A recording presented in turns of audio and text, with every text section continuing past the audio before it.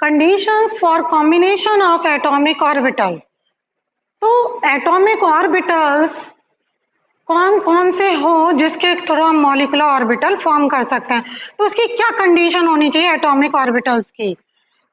यदि effective overlapping नहीं होगी तो मॉलिक्यूलर ऑर्बिटल फॉर्म नहीं होगा।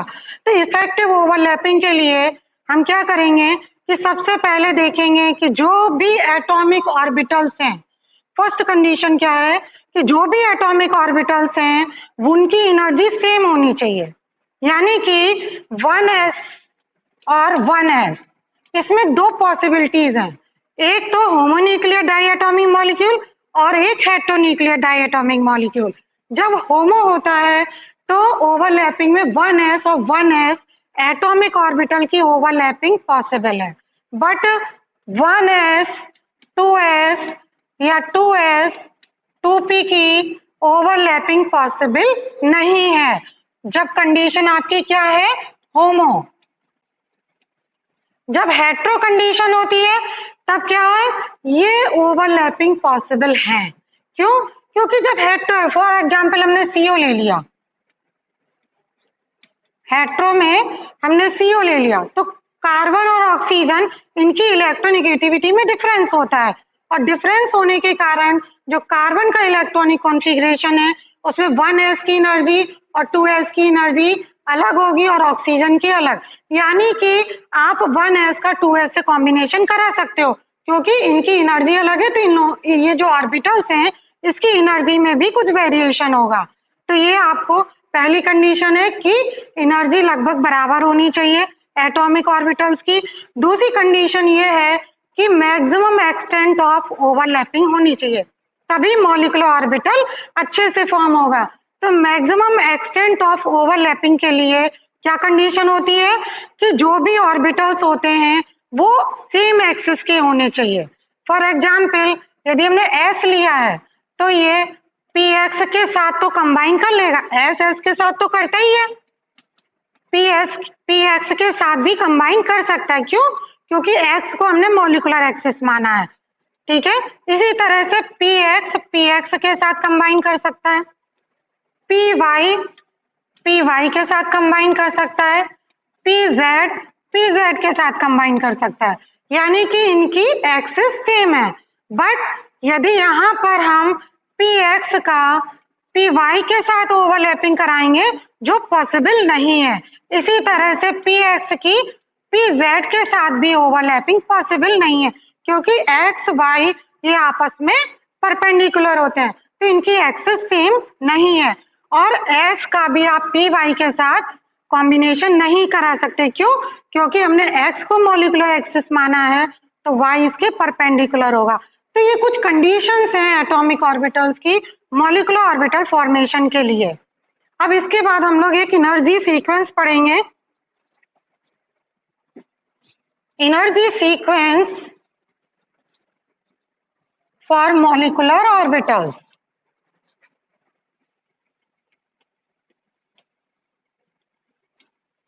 एनर्जी लेवल सीक्वेंस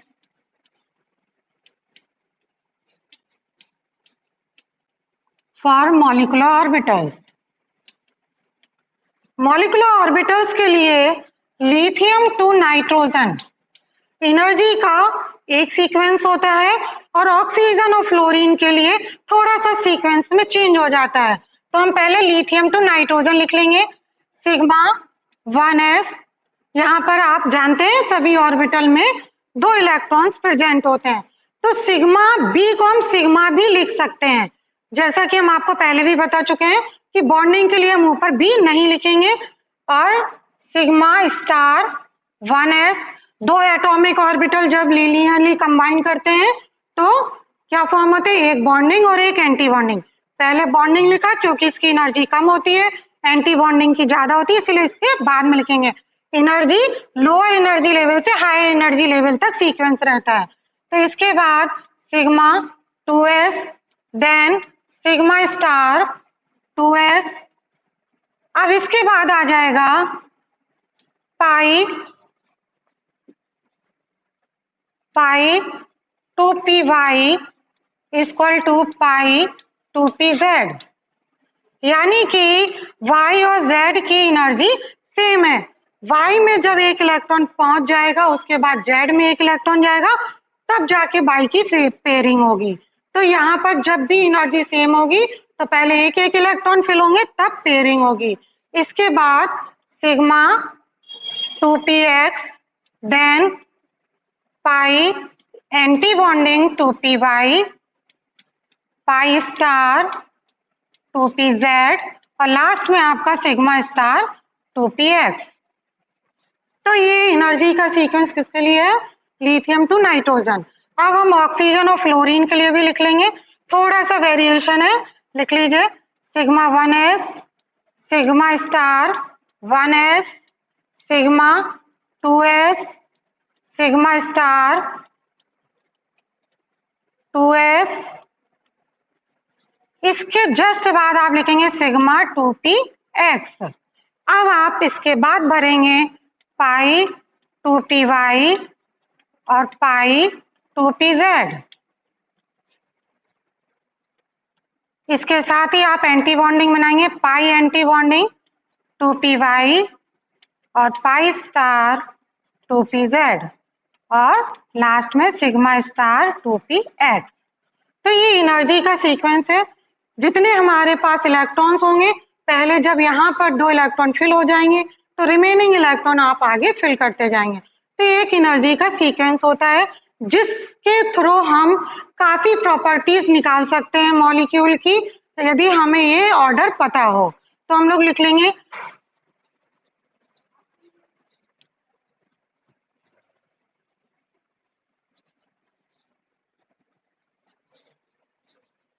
कुछ प्रॉपर्टीज हम लोग स्टडी करेंगे इलेक्ट्रॉनिक कॉन्फ़िगरेशन के थ्रू। इलेक्ट्रॉनिक कॉन्फ़िगरेशन और मॉलिक्यूलर बिहेवियर में क्या रिलेशनशिप है इसको हम लोग देखेंगे। Relationship between molecular behaviour between electronic configuration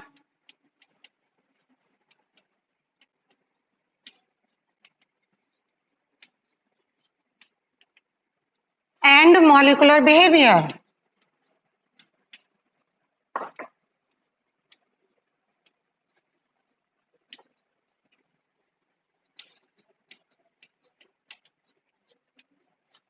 तो सबसे पहला बॉन्ड ऑर्डर निकालते हैं। बॉन्ड ऑर्डर इसी को हम बोलते हैं बॉन्ड मल्टीप्लिसिटी।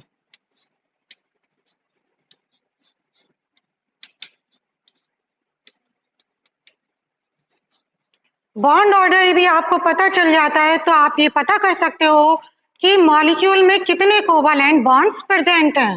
तो बॉन्ड ऑर्डर निकालने का एक फॉर्मूला होता है, bond order equal to 1/2 NB minus Na।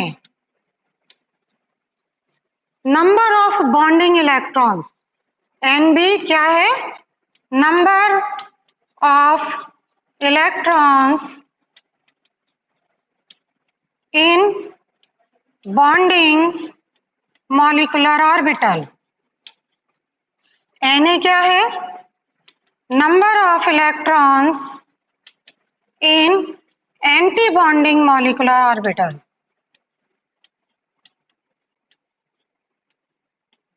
हमें दोनों के इलेक्ट्रॉन्स पता है, इस फॉर्मूले में रख देंगे, बॉन्ड ऑर्डर आ जाएगा। इसके साथ दूसरी प्रॉपर्टी स्टडी करते हैं, stability of molecule. Stability of molecule में बॉन्ड ऑर्डर जितना ज्यादा होगा उतना ही मॉलिक्यूल स्टेबल होगा। ठीक है, यदि फर्स्ट कंडीशन है if NB is greater than Na। यहाँ पर आपने फॉर्मूला देखा, यदि NB की वैल्यू Na से ज्यादा है तो molecule will be stable. molecule will be stable if NB is equal to Na। यदि NB और Na की वैल्यू सेम कर देते हैं तो क्या आ जाएगा? बॉन्ड ऑर्डर 0, यानी कि molecule will not form.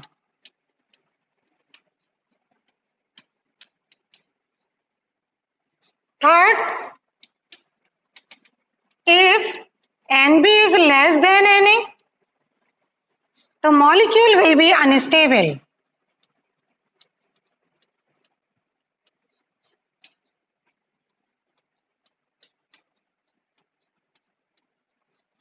Next हम निकाल सकते हैं पैरा और डायामैग्नेटिक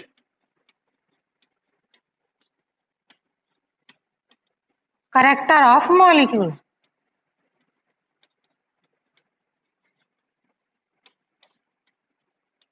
कैसे निकालते हैं? जो आपके मॉलिक्यूलर ऑर्बिटल्स हैं, उन ऑर्बिटल्स में यदि number of electrons unpaired condition में है तो आपका मॉलिक्यूल कैसा होगा? पैरामैग्नेटिक। यानी कि कोई ऑर्बिटल है उसमें सिंगल इलेक्ट्रॉन फिल है, ये कौन से ऑर्बिटल हो सकता है? सिग्मा हो सकता है, सिग्मा स्टार हो सकता है, यानी कि मॉलिक्यूलर ऑर्बिटल होना चाहिए। और यदि इसमें पेयर्ड इलेक्ट्रॉन है, सारे ऑर्बिटल्स पेयर्ड है, तो फिर वो मॉलिक्यूल डायमैग्नेटिक कैरेक्टर शो करेगा। तो ये कुछ प्रॉपर्टीज हैं जो आप इलेक्ट्रॉनिक कॉन्फ़िगरेशन के अकॉर्डिंग निकाल सकते हैं।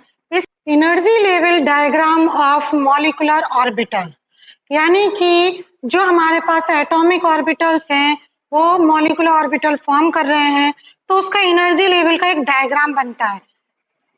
लोअर एनर्जी लेवल से हायर एनर्जी लेवल की तरफ वो आपका डायग्राम शो करेगा कि कौन कौन से ऑर्बिटल्स की एनर्जी क्या है। तो सबसे पहले हम एग्जांपल ले लेते हैं H2 मॉलिक्यूल। H2 मॉलिक्यूल दो H एटम से मिलकर बना है, तो एटॉमिक कॉन्फ़िगरेशन पहले हम लिखेंगे H का, ठीक है। आपको पता है 1s1, यानी कि आपके पास दो 1s1 एटॉमिक ऑर्बिटल्स हैं।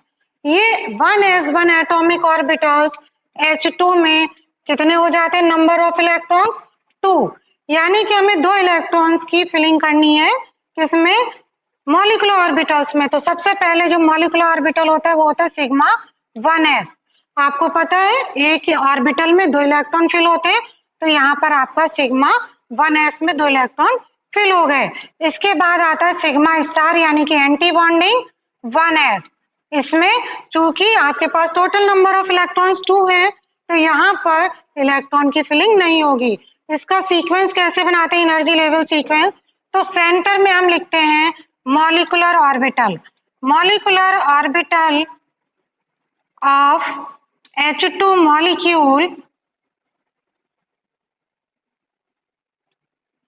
और साइड में हम लिखते हैं atomic orbital of H atom. दोनों साइड में हम एक एक एटॉमिक ऑर्बिटल बना लेते हैं। चूंकि होमोन्यूक्लियर डाई एटॉमिक मॉलिक्यूल है, इसलिए बोथ साइड आप हाइड्रोजन एटम को लिख देंगे।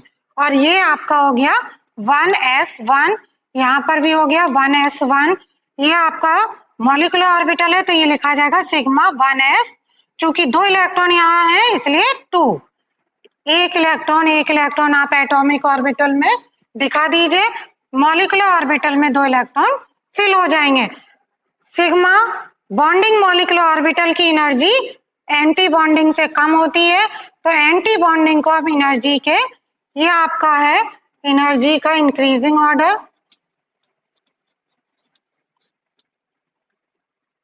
तो यहाँ पर आपके पास कोई भी इलेक्ट्रॉन प्रेजेंट नहीं है, आप लिख देंगे सिग्मा स्टार 1s 0। तो आपको एनर्जी का एक सीक्वेंस पता चल गया कि एटॉमिक ऑर्बिटल से बॉन्डिंग मॉलिक्यूलर ऑर्बिटल की एनर्जी कम होती है और एंटी बॉन्डिंग मॉलिक्यूलर ऑर्बिटल की एनर्जी ज्यादा होती है। तो इस तरीके से आप, अब यहाँ पर चूंकि आपने S2 लिख दिया, हमने आपको बताया था बॉन्ड ऑर्डर कैसे निकालते हैं। तो bond order equal to 1/2 NB minus Na, ठीक है। यहाँ पर NB में कितने इलेक्ट्रॉन है? 2, और Na में 0, यानी कि बॉन्ड ऑर्डर क्या हो गया आपका? 1। तो H2 मॉलिक्यूल के बीच में कितने बॉन्ड होते हैं? सिंगल बॉन्ड, ठीक है। तो यहाँ पर H बॉन्ड H, यानी